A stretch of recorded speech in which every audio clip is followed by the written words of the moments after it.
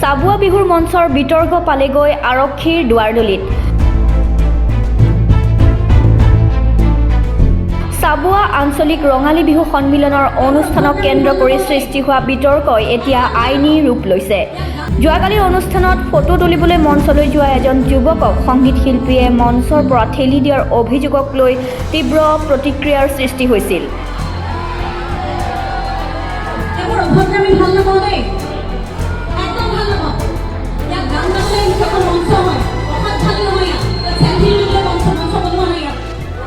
এই ঘটনাৰ পাছত ৫ তাৰিখে বৃহত্তৰ অসমীয়া যুৱ মঞ্চই চাবুৱা আৰক্ষী থানাত এজাহাৰ দাখিল কৰে। চাবুৱা আৰক্ষীয়ে ঘটনা সন্দৰ্ভত তদন্ত ইতিমধ্যে আৰম্ভ কৰিছে। ৰঙালী বিহুৰ আনন্দৰ মাজত তিক্ততা। চাবুৱা আঞ্চলিক ৰঙালী বিহু সন্মিলনৰ মঞ্চত যি ঘটিল তাৰ জেৰা এতিয়া চাবুৱা থানাত।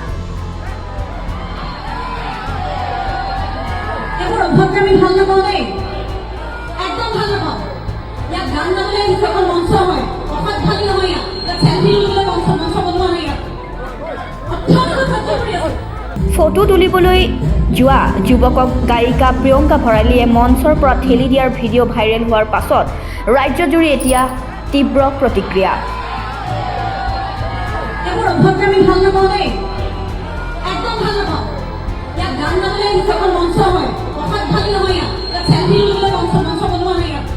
এই বিতৰ্কই আজি আইনী ৰূপ ল'লে। বৃহত্তৰ অসমীয়া যুৱ মঞ্চ কেন্দ্ৰীয় সমিতিৰ সাধাৰণ সম্পাদক যুগল বৰুৱাই ৫ তাৰিখে চাবুৱা থানাত শিল্পীগৰাকীৰ বিৰুদ্ধে ব্যৱস্থা গ্ৰহণৰ দাবীৰে এখন এজাহাৰ দাখিল কৰে।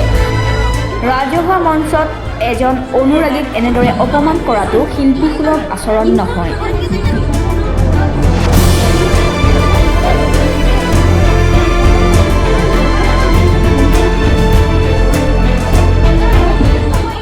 এটা অতি চাবুৱা অঞ্চলটোৰ বাবে অতি দুৰ্ভাগ্যজনক এটা ঘটনা। যোৱাৰ ৩ তাৰিখৰ দিনা ঐতিহাসিক চাবুৱা আঞ্চলিক ৰঙালী বিহু সন্মিলনত এগৰাকী অসমৰ অন্যতম কণ্ঠশিল্পী প্ৰিয়ংকা ভৰালীদেৱৰ সাংস্কৃতিক অনুষ্ঠানত এটা দুৰ্ভাগ্যজনক এটা ঘটনা হৈ যায়। উক্ত ঘটনাত এনেধৰণৰ আছিল যাত এখন চেলফি তুলিবলৈ যাওঁতে এজন স্থানীয় যুৱকক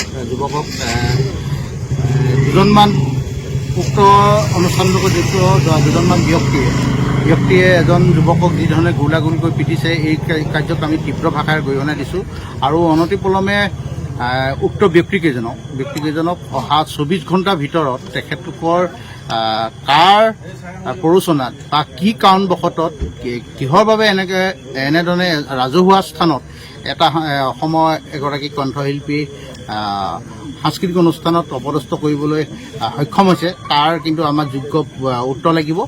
আৰু যদি তেখেতলোকৰ তেখেতলোকৰ ঘটনাটোত কি কাৰণে জড়িত হ'ল বা কৰিবলগীয়া হ'ল এই কথাটোত যদি তেখেতলোকে ভুলক ক্ষমা নোখোজে তেনেহ'লে কিন্তু আমি আইনগতভাৱে যি ব্যৱস্থা ল'ব লাগে লোৱা হ'বই। তাৰ উপৰিও কিন্তু আমি নিজস্বভাৱে কিন্তু তাত পদক্ষেপ ল'বলৈ বাধ্য হ'ম, অন্যথা আমি কিন্তু চাবুৱাবাসী দায়ী নহ'ম স্পষ্টভাৱে কৈছোঁ।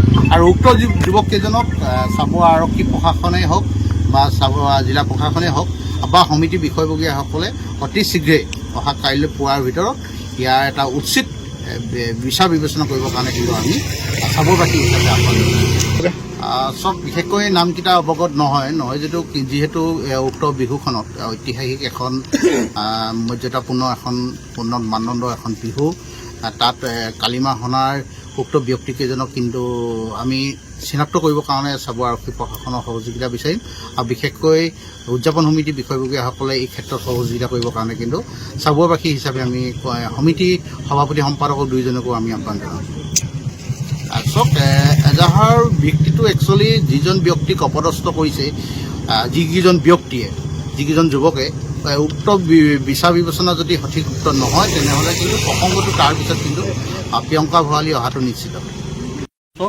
চাবুৱা লেখীয়া এটা স্থানত আচলতে অতি এখন পুৰণি বিহু চাবুৱা আঞ্চলিক ৰঙালী বিহু সন্মিলনৰ আমি জানো যে বিহুখন আচলতে খুব কষ্ট কৰি কেইজনমান ব্যক্তিয়ে অনুষ্ঠিত কৰিবলগীয়া হয় আৰু কিমান এটা কষ্টৰ মাজত আচলতে এখন বিহু অনুষ্ঠান হয় কথা আমি সকলোৱে জানো। তাৰ মাজতে কালি যোৱা পৰহি দিনাখনি যিটো এটা অনাকাংক্ষিতভাৱে এটা ঘটনা ঘটিলে তাৰ কাৰণে আমি চাবুৱাবাসী হিচাপে আজি অতি দুখ প্ৰকাশ কৰিছোঁ। কিয়নো এগৰাকী কণ্ঠশিল্পীয়ে কণ্ঠদান কৰি থকাৰ সময়ত বা কণ্ঠ গান গাই থকাৰ সময়ত তেওঁৰ এগৰাকী শুভাকাংক্ষী আমি দেখিবলৈ পাইছোঁ ভিডিঅ'টোত যে তেওঁৰ এগৰাকী শুভাকাংক্ষীয়ে তেওঁৰ কাষত গৈ পিনি এখন ফটো উঠিব গৈছিল, কিন্তু আগৰ সময়খিনিত কি হ'ল মই নাজানো, কিন্তু ভিডিঅ'টোত দেখা সময়খিনিত আমি দেখিবলৈ পাইছোঁ যে কি তেওঁ ফটো উঠিবলৈ যোৱাৰ সময়খিনিত তেখেতক তাৰ পৰা যিদৰে আচলতে তেওঁক অপদস্থ কৰি পিনি নমাই দিয়া হ'ল বা তাৰ নমাই অনাৰ পাছত দুজনমান ব্যক্তিয়ে আচলতে যিদৰে শাৰীৰিকভাৱে আক্ৰমণ কৰিলে সেইটো নকৰিবও পাৰিলে হ'লে, তাৰ সলনি তেওঁলোকে সমিতিৰ বিষয়ববীয়া হওক বা অন্য যিকোনো ব্যক্তিয়ে যিগৰাকীয়ে তেওঁক শাৰীৰিকভাৱে আক্ৰমণ কৰিলে তেওঁলোকে বুজাই মেলি আচলতে পঠাই দিয়াৰ যিটো ব্যৱস্থা কৰা হ'লে আচলতে আজি এই ঘটনাটো এনেকুৱা ধৰণৰ হ'বলৈ নাপায়। আমি চাবুৱাবাসী ৰাইজ হিচাপে বা চাবুৱাৰ এজন মই সচেতন যুৱক হিচাপে আহ্বান জনাম যে অনাগত দিনত আচলতে এনেকুৱা ধৰণৰ ঘটনা ঘটিব নালাগে, তাৰ কাৰণে সকলোৱে সজাগ হ'ব লাগে। আৰু এই গোটেই বিষয়টোৰ ওপৰত আচলতে আমি চাবুৱাৰ গোটেই বিষয়টো এটা মীমাংসা বিচৰাৰ দৰে আমি বিচাৰিছোঁ। এই গোটেই বিষয়টোৰ ওপৰত কিয়নো তেনেকুৱা হ'বলৈ পালে বা কিয় তেওঁলোক আক্ৰমণ কৰিবলৈ পালে সেই গোটেই বিষয়টো মই চাবুৱাবাসী হিচাপে আচলতে এটা মীমাংসা বিচাৰিছোঁ। 3 মে' তাৰিখে প্ৰতিমন্ত্ৰিত চাবুৱা ৰঙালী বিহু সন্মিলনত যি এক অভিযোগ পৰিস্থিতিৰ সৃষ্টি হৈছিলে, সেই অভিযোগ পৰিস্থিতি যিকেইগৰাকী মূল উদ্যোক্তাই আয়োজন কৰিছিলে, সেই উদ্যোক্তাসকলে আমাৰ গাঁৱৰ ভাইটি এজনক ৰাজহুৱাভাৱে যি মাৰপিট কৰিলে, আৰু সেই মাৰপিট কৰা যি ভিডিঅ' সমগ্ৰ অসমতে বহলভাৱে প্ৰচাৰিত হ'ল, তাৰ ওপৰতে আমি বিহিত ব্যৱস্থা ল'বৰ কাৰণে আজি ভাইটিৰ জৰিয়তে আমি চাবুৱা আৰক্ষী থানা ভাৰপ্ৰাপ্ত বিষয়াগৰাকীক আজি আমি অৱগত কৰিছোঁ। যিহেতু এইখন এখন চাবুৱা ঐতিহ্যমণ্ডিত এখন চাবুৱা অঞ্চলৰ অতিকৈ পুৰণা এখন বিহু, সেই বিহুখনৰ মান মৰ্যাদা হানি হোৱাটো আমিও নিবিচাৰোঁ। কিন্তু চাবুৱা নিচিনা এখন ঠাইত আপোনাৰ দুজন অনা অসমীয়া যুৱকে যিহেতু অসমত অসমীয়া বিহুতে এজন অসমীয়া খিলঞ্জীয়া বিমুক্ত ল'ৰাক যিদৰে অপদস্থ কৰিলে আপোনালোকে ভিডিঅ'টো চালে সম্পূৰ্ণ দেখিবই, সেইটো কিন্তু কেতিয়াও মানি ল'ব পৰা ভিডিঅ' নহয়।